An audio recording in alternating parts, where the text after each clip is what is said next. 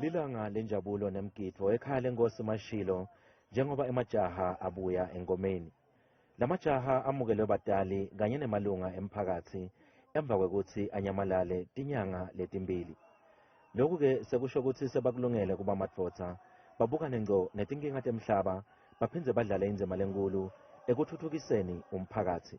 Babuyile bobaba, sijabule kangangani.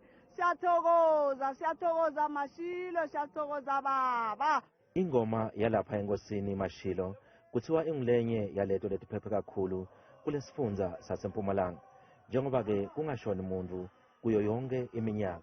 The secret behind this, we are working well with the doctors, in particular Dr. Masombuga, whom we worked so well over many years. We don't believe that the kids must die at initiation.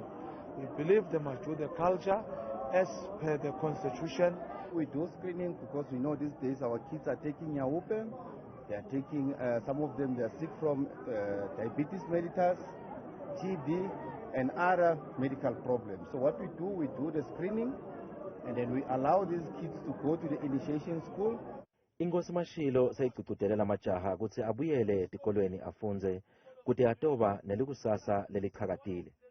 Etindzabeni tetfu ku Channel 163 lotiletselwa iNewsroom Africa ngingumweli masilela Kwa Mhlanga eMpumalanga.